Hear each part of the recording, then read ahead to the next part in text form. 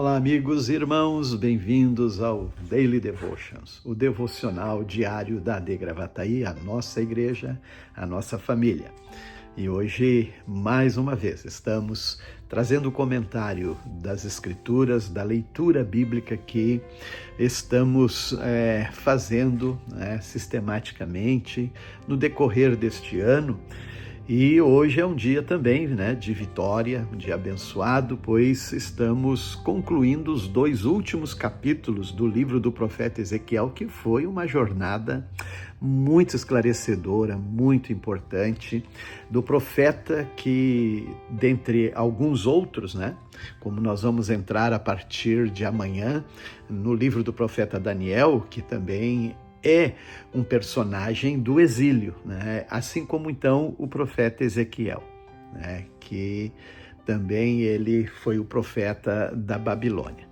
Mas nesses 2 últimos capítulos tem uma revelação muito linda, uma revelação de esperança, uma profecia animadora de restauração, e coisas extraordinárias e milagrosas que o Senhor há de realizar no tempo que Ele certamente tem preparado, o tempo dos fins. E neste texto ele fala sobre águas purificadoras que jorram desde o altar do templo e corre pela porta leste. Nós sabemos que ali junto à porta leste está o Vale de Cedron, Kidron Valley, ou Vale de Cedron, que vai descendo, passando por entre as montanhas, as colinas do deserto da Judéia, e o final deste vale é justamente a parte norte do Mar Morto. Muitas vezes eu passei por este vale, mesmo ali junto ao Monte das Oliveiras, o Jardim do Getsêmani, como lá junto ao Mar Morto, parando às vezes e pensando sobre essas palavras proféticas. Estas águas, elas vão justamente correr por este vale. E o profeta, ele começa a mostrar que à medida que essas águas vão correndo por este vale, inclusive chega a ser águas profundas. Ele disse até num primeiro momento que aquele ser que pegou ele, e com uma vara de medir, ele encontrou águas pelos tornozelos, depois até águas pelos joelhos e por fim pela cintura, e depois a ponto que não podia mais encostar os pés no chão e precisava então passar a nado, devido às profundezas da água. E à medida que a água ia escorrendo, as árvores iam também surgindo, crescendo às margens, cujos frutos davam todo mês, que coisa linda, e as suas folhas também servirão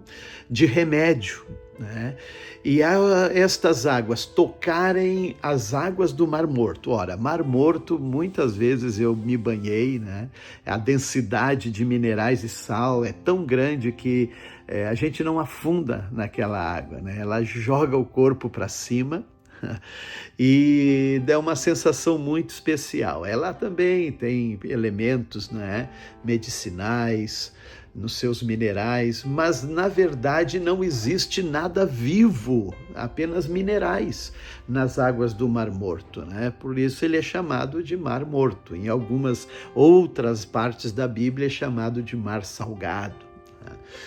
Mas quando estas águas que provêm do templo tocarem as águas do Mar Morto, elas tornarão vivas. Vai haver multidão de peixe como os peixes do mar Mediterrâneo. Os pescadores de En-Gedi até Reglaim estarão às suas margens com as redes estendidas para pescar. É uma cena que a gente fica pensando, que certamente nós vamos poder contemplar isto. Mas é um toque de uma transformação, um milagre de Deus. Então essa visão o profeta tem né? Após então ele falar sobre o templo, né? Como que ele foi totalmente orientado, né? Erguido, e por fim o Senhor dá a ele as dimensões dos limites da terra prometida, que o Senhor prometeu aos descendentes de Abraão, Isaque e Jacó, as 12 tribos de Israel, para dividir a terra novamente entre elas, e deu todas as dimensões.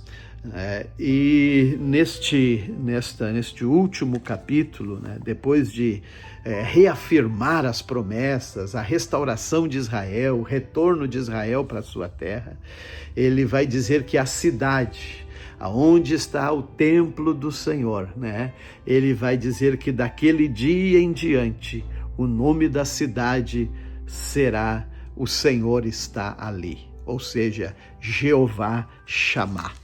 Então, certamente é para onde todo mundo vai concorrer, vai ir para esta cidade. Bem, nós agora também no livro da Epístola de Pedro, Pedro ele é uma epístola universal, fortalecendo a identidade dos crentes, na pessoa do Senhor Jesus, mas ele também aqui passa a dar uma série de instruções aos crentes, dispersos e realmente que viviam circunstâncias muito difíceis, sofrimento.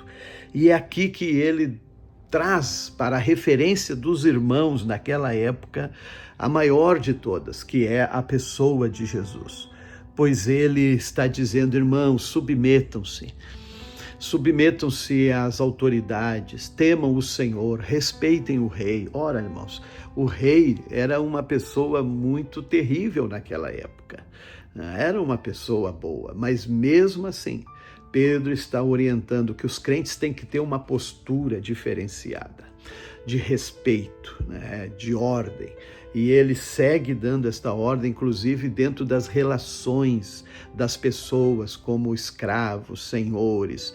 E sofrer muitas vezes não é o que as pessoas querem, principalmente a injustiça. Mas Pedro diz: se você sofrer pela injustiça, Deus vai se agradar de você. Vai também certamente intervir.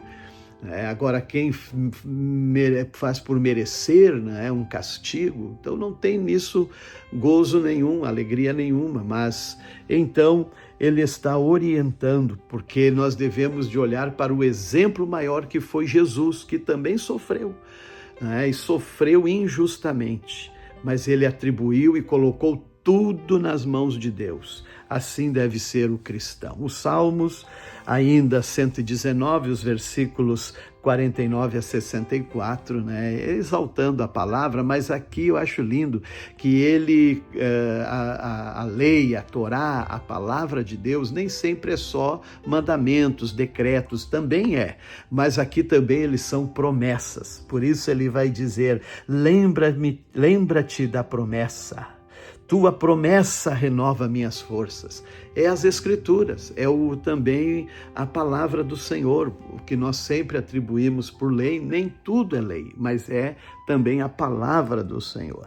Provérbios eu concluo então com este, que vai dizer: quando os justos são bem-sucedidos, todos se alegram.